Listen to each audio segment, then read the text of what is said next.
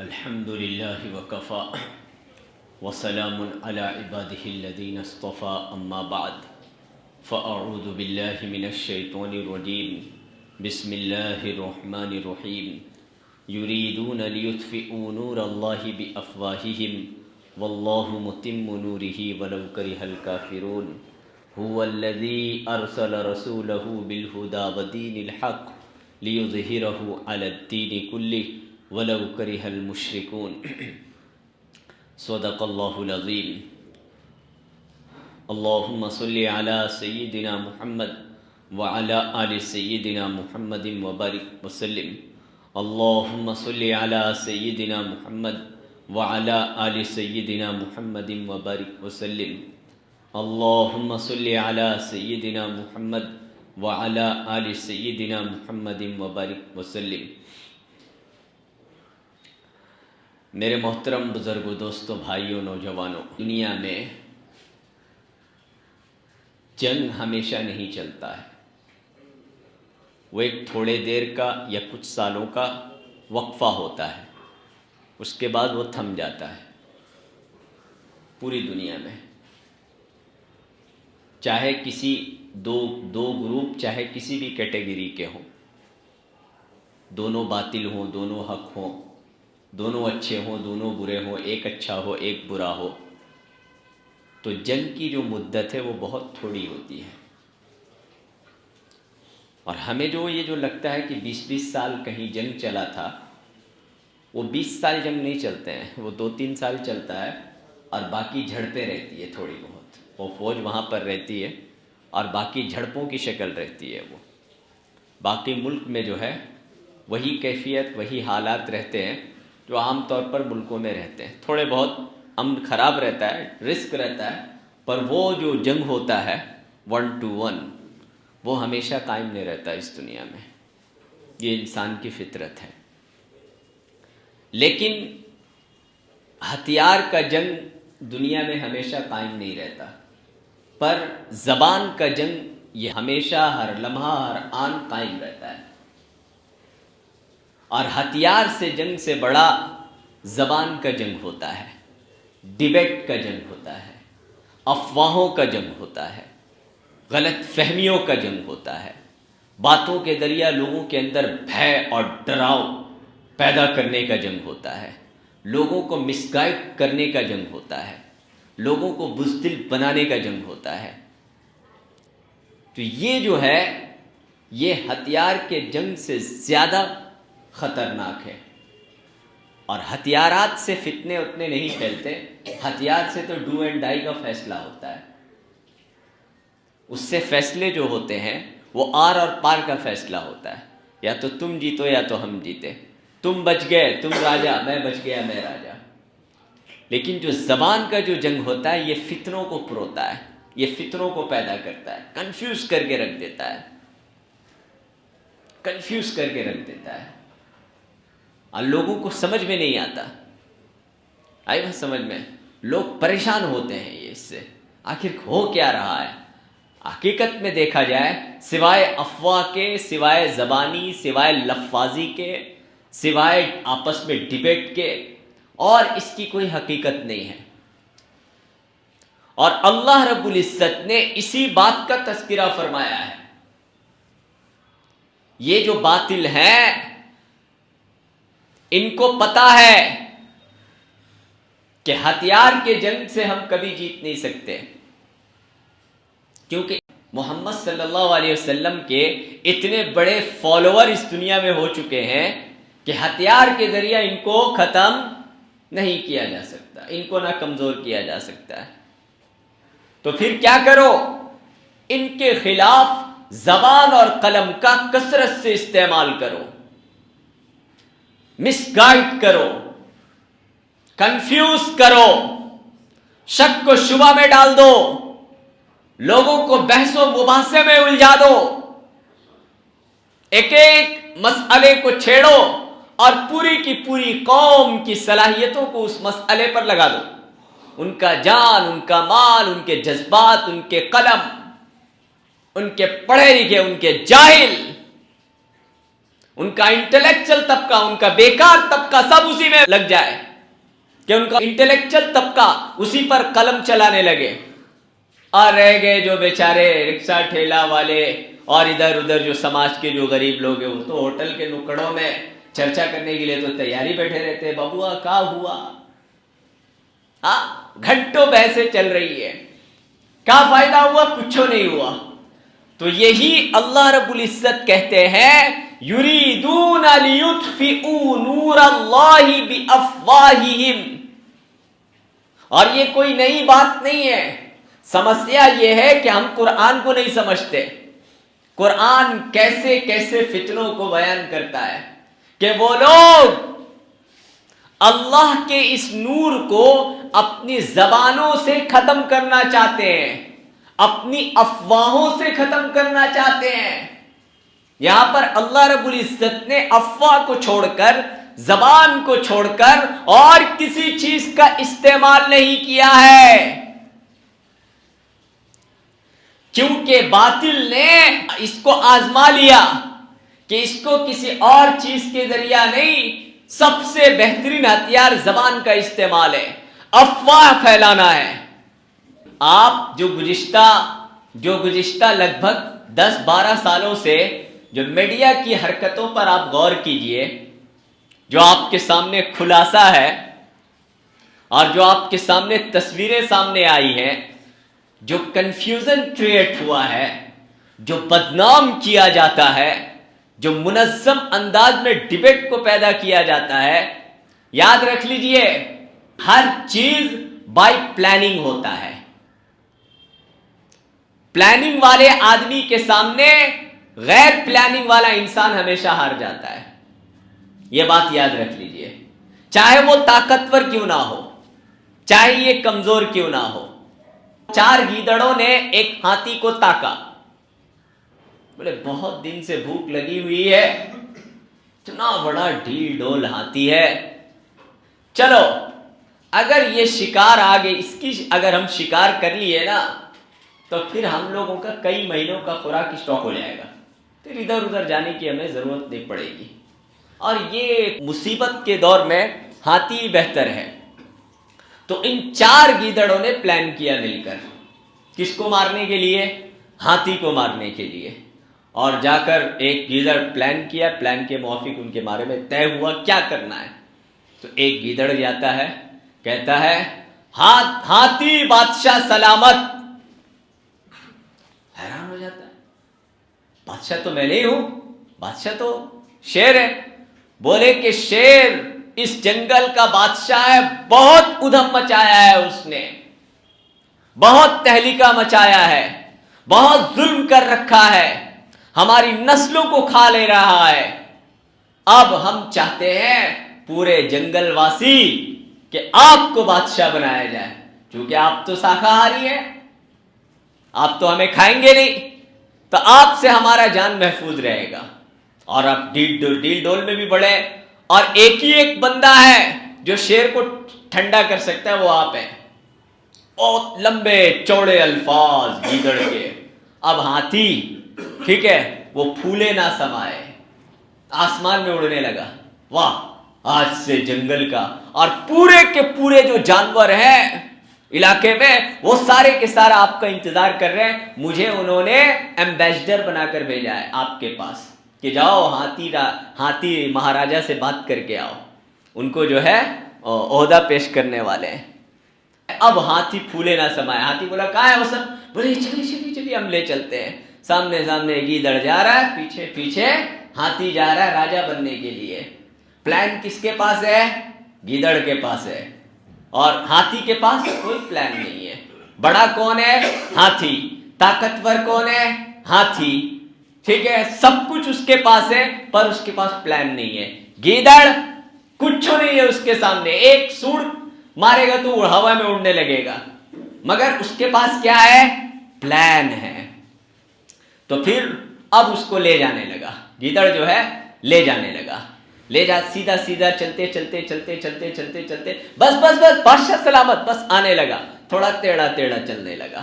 اب جب اتنا ڈیل ڈول والا جسم والا آدمی جب ٹیڑھا چلے گا تو تھک جائے گا. ارے کیا کر رہے ہو گیا ہو گیا ہو گیا, بادشاہ بننا ہے نا آپ کو, آئیے نا.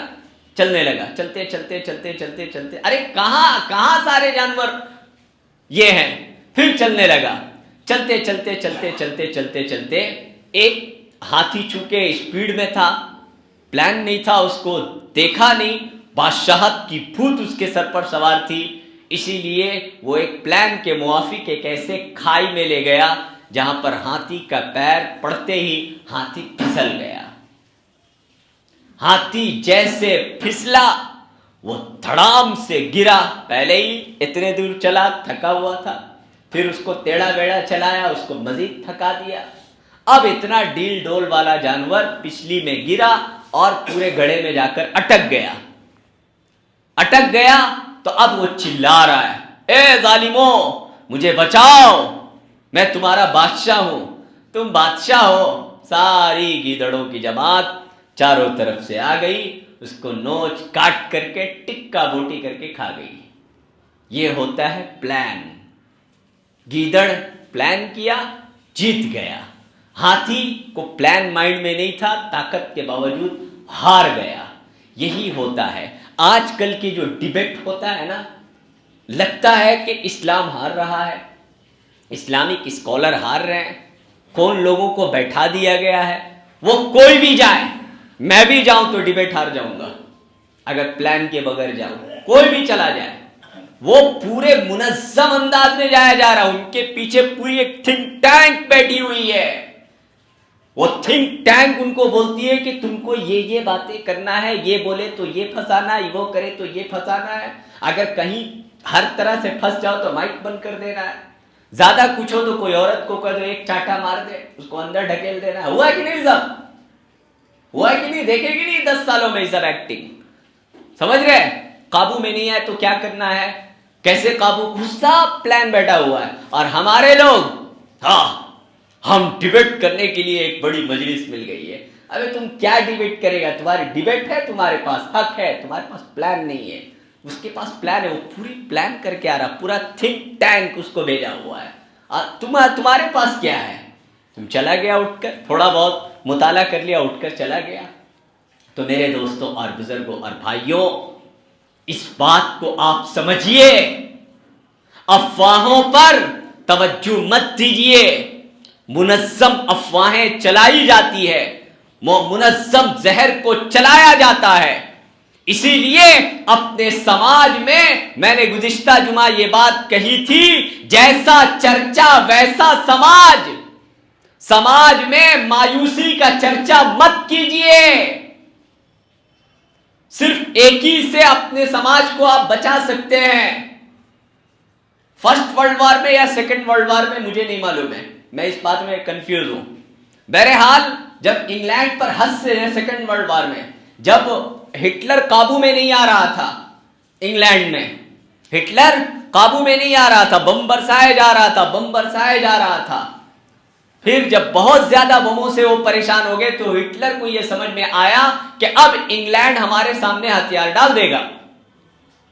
اس نے تھوڑی دن کے لیے بم روک دیا, بمباری روک دی, اور پارلیمنٹ میں اس نے خبر بھیجا, اگر وہ سلنڈر کر دیتے ہیں مجھے تو میں پھر حملے کرنا بند کر دوں گا. تو مشورہ ہوا, ان میں مشورہ ہوا کیا کیا جائے. بولے سرنڈر ہے, 7 بر اعظموں میں حکومت کی ہوئی حکومت ہے, اور وہاں ایک دیوانہ آدمی بیٹھا ہوا ہے, چرسی آدمی بیٹھا ہوا ہے, وہ جیت پائے گا ان لوگوں سے. بھلے تھوڑی طاقت ہو گئی ہے, اس کو سنبھال نہیں پا رہے, وہ بیٹھے ہوئے, کیا کیا جائے, سرنڈر کر دیا جائے ہٹلر کے سامنے.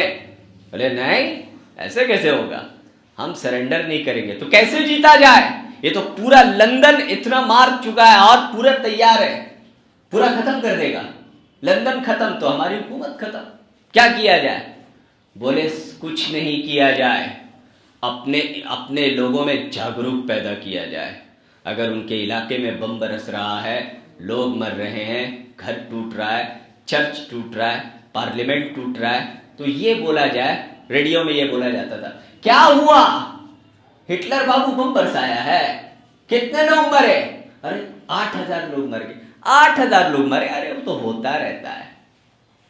ریڈیو کے ذریعہ یہ باتیں ہونے لگی. قوم میں کیا ہوگا, حوصلہ ہونے لگا، حوصلہ بڑھنے لگا. ارے کیا ہوا؟ اور لوگوں کو کہا گیا کہ بالکل اپنے کام کاج کو معطل نہیں کرنا ہے اگر زندہ رہنا ہے تو. جیسے آفس جاتے ہو ویسے ہی جاؤ، کیونکہ وہ بم کہاں مارے گا معلوم نہیں، گھر میں بھی رہو گے تو مارے گا وہ. جیسے آفس جاتے ہو ویسے ہی جاؤ، جیسے دفتر کھلا ہے ویسے ہی کھلے، اور پھر چرچا اس بات کا کرو کچھ نہیں ہوا، کچھ نہیں ہوا. جب یہ کیفیت اس نے ہٹلر نے دیکھا تو اس کے حوصلے پست ہو گئے اور وہیں سے اس کی شکست شروع ہو گئی. سماج میں اچھے چرچے کے ذریعہ، امید کے چرچے کے ذریعہ انہوں نے کیا کیا؟ جیت حاصل کر لیا. آج بھی ہم پر لگ بھگ وہی حالات ہیں آج. لیکن اگر حوصلہ ٹوٹ گیا تو ہم گھر تو ٹوٹ رہے پر حوصلہ نہ ٹوٹے تو اس کے لیے کیا کرنا ہے؟ چرچے تھوڑے اچھے رکھنا ہے، مثبت رکھنا ہے. یہ نہیں کہ یحسبون کل صیحۃ علیہم. منافق کی ایک پہچان اللہ رب العزت نے یہ بتایا، ہر چیخ کے پیچھے پیچھے چل پڑتے ہیں. وہ منافق جو ہوتا ہے، جہاں سے کوئی افواہ ملتی ہے، جہاں سے کوئی فتنہ ملتا ہے، جہاں سے کوئی کسی قسم کی کوئی بات اور اعلان کرنے کو ملتا ہے، اس کے پیچھے وہ چل پڑتے ہیں. کسی نے اعلان کر دیا، چلو چلو. ارے سوچو سمجھو کیا ہے کیا نہیں، بڑوں سے مشورہ کرو، رائے لو، سوچ سمجھو. نہیں، کہیں سے بھی کوئی افواہ اٹھ گئی، کہیں سے کوئی ایک لیڈر پیدا ہو گیا، چلو اس کے پیچھے، چلو بھیڑ لگا دو. ارے نہیں بھائی، ایسے نہیں، سوچ سمجھ کر اور اپنے چرچوں میں ہمت کو پیدا کیجئے، کیونکہ ان کو پتا ہے کہ اتنی بڑی تعداد ہے، ان کو بلڈوزروں سے ختم نہیں کیا جا سکتا اور نہ ہتھیاروں سے ختم کیا جا سکتا. حوصلے ٹوٹ گئے تو پھر ہمیشہ کے لیے غلام بنایا جا سکتا ہے. حوصلے ٹوٹ گئے تو پھر ہمیشہ کے لیے وہ 2% لوگ ہندوستان میں آئے تھے. اب بتائیں کہ کتنی کم تعداد ان کی ہوگی، لیکن پورے ہندوستانیوں پر کئی سال تک راج کیا. کس بیس پر راج کیا بھائی؟ ان کے حوصلے ٹوٹے. ان کے حوصلے ایک بار ٹوٹ گئے پھر وہ حوصلہ پیدا کرنے والا کوئی نہیں رہا. صدیاں گزر جاتی ہے، اگر قوم کا حوصلہ ٹوٹتا ہے تو پھر وہ حوصلہ بننے میں صدیاں گزر جاتی ہے، صدیاں. یاد رکھ لیجیے، اسی کو علامہ اقبال کہتے ہیں کہ 1000 سال روتی ہے نرگس اپنی بے نوری پر، بڑی مشکل سے باغ میں، کچھ اس طرح کے الفاظ ہیں، یعنی باغیچے میں بڑی مشکل سے ہریالی آتی ہے. کیا بتاتے ہیں؟ یعنی ہزاروں سال گزر جاتی ہے اس نا امیدی میں کسی قوم پر، پھر کوئی ایک ٹمٹماتا چراغ اٹھتا ہے، کوئی لیڈر اٹھتا ہے، ان کو اس مایوسی سے جو ہے نجات دلاتا ہے اور پھر ان کو دنیا میں ایک متعارف اور پہچان کرواتا ہے. ہزاروں سال، صدیاں لگ جاتی ہے. تو اسی لیے اگر آپ چاہتے ہیں، ہر چیز تو ٹوٹ رہا ہے، ٹوٹنے دیجیے، کچھ فرق نہیں پڑے گا. اپنے حوصلوں کو برقرار رکھیے اور حوصلہ برقرار رہے گا اچھے بول سے. اور اللہ رب العزت نے یہی ارشاد فرمایا، قُلْ نَزَّلَهُ رُوحُ الْقُدُسِ مِنْ رَبِّكَ بِالْحَقِّ لِيُثَبِّتَ الَّذِينَ آمَنُوا. نبی جی آپ کہہ دیجئے، جس روح القدس حق لے کر نازل ہوا ہے تاکہ لِيُثَبِّتَ الَّذِينَ آمَنُوا، ایمان والوں کو تھامے رکھے. یہ قرآن کیوں آیا ہے؟ ایمان والوں کو تھامے رکھنے کے لیے آیا ہے، ایمان والوں کو تھامے رکھنے کے لیے آیا ہے. یاد رکھ لیجئے، دنیا کا کوئی بھی ظالم کی جو لمٹ ہے اس کا لمٹ قرآن نے کہہ دیا ہے. فرعون نے جو بنی اسرائیل پر جو حرکتیں کی تھی وہی لمٹ ہے، اس سے زیادہ لمٹ کراس نہیں کیا جا سکتا اس دنیا کا. اسی لیے اس کو بار بار دہرایا اللہ نے. کو فرعون کے واقعے کو اتنا دہرایا کیوں؟ ایک سے ایک سرما گزرے ہیں، ایک سے ایک انبیاء علیہ السلام گزرے ہیں، لیکن ان کے واقعے کا تذکرہ اللہ نے قرآن میں نہیں کیا. بہت ساروں کا کیا تو بہت مختصر کیا، لیکن فرعون، بنی اسرائیل، موسیٰ علیہ السلام، ان کے واقعے کو بار بار جو دہرایا اللہ رب العزت نے. کیوں دہرایا؟ تاکہ ہمیشہ فرعون، بنی اسرائیل، موسیٰ علیہ السلام کے آئینے میں یہ امت دیکھتی رہے، یہ امت دیکھتی رہے. سمجھے؟ اگر یہ ہو، یہ ہاں ٹھیک ہے، فرعون نے بھی اسی کیا تھا بنی اسرائیل پر اس کا حشر کیا ہوا؟ اطمینان. حوصلہ نہیں ٹوٹا ہے. حوصلہ جب ٹوٹتا ہے، جب حوصلہ برقرار رہتا ہے تو انسان اپنے ایمان، اپنا دین اپنی تہذیب اپنے کلچر سے سمجھوتے نہیں کرتا، تم جو چاہے کر لو. لیکن جب اگر حوصلہ ٹوٹتا ہے تو پھر انسان اپنے ایمان، اپنا دین، اپنے کلچر اور تہذیب سے بھی سمجھوتے کر بیٹھتا ہے. اور جس دن اس سے سمجھوتے کر لیے تو پھر ہمیشہ ہمیشہ کے لیے غلامی ثبت، پھر بہت مشکل ہے، ہزاروں سال لگ جائیں گے اٹھنے میں. یہ میں بہت قیمتی بات کہہ رہا ہوں، اور یہ سب کی جاتی ہے زبان سے. زیادہ تر 98% جو کام کیا جاتا ہے زبان سے، افواہوں سے، مایوسی پھیلانے سے، فتنوں کو پھیلانے سے. عزیزان ملت، بزرگان دین، نوجوانان عزیز، آپ اپنی زبان کو کنٹرول کیجئے. اسی بات کا سماج میں چرچا کیجئے جس سے امیدیں ہوں، جس سے نئی راہیں نکلے. انبیاء علیہ السلام کے واقعات کو بیان کیجئے. مکے کے دور میں مارا جاتا تھا، پیٹا جاتا تھا، تنگ کی جاتی تھی. آپ علیہ السلام اکثر و بیشتر کہتے تھے جنت کی خوشخبری، جنت کی خوشخبری، جنت کی خوشخبری. ایک آدھ صحابہ نے آ کر کہا اللہ کے رسول بہت پیس دیے گئے، ارے کچھ تو ان کے لیے دعا کیجئے، کچھ تو ان کے لیے کچھ کیجئے. تو آپ علیہ السلام نے کہا تم بہت جلدی کرتے ہو، تم بہت جلدی کرتے ہو، جبکہ تم سے پہلے انبیاء علیہ السلام گزرے ہیں جو تم سے برے حالات میں تھے. لوہے کے کینچی سے ان کے جسم کو قطر دیا گیا، زندہ کھال کو ان کے جسم سے ٹان لیا گیا، لیکن پھر بھی وہ ثابت قدم رہے. تمہارے ساتھ تو یہ حالات ابھی نہیں آئے، تم سے پہلے، اس سے پہلے وہ لوگوں پر حالات آ چکے ہیں، تم کیوں گھبرا رہے ہو؟ تو نبی علیہ السلام اس مایوسی کی کیفیت میں بھی اپنی قوم کو، اپنی امت کو کیا رکھے؟ تھامے رکھے. تو حوصلہ تھما رہا تو پھر راہیں کھل گئی. تو اسی لیے اس کا تعلق زبان سے ہوتا ہے. تو افواہوں پر مت جائیے اور چرچا اسی بات کا کیجیے. مصیبت کا چرچا کم، امید کا چرچا زیادہ کیجیے. انشاءاللہ اس سے حوصلہ برقرار رہے گا. اگر حوصلہ برقرار ہے تو یہ امت بھی برقرار رہے گی. اللہ مجھے بھی اور آپ کو بھی اس پر عمل کی توفیق عطا فرمائے.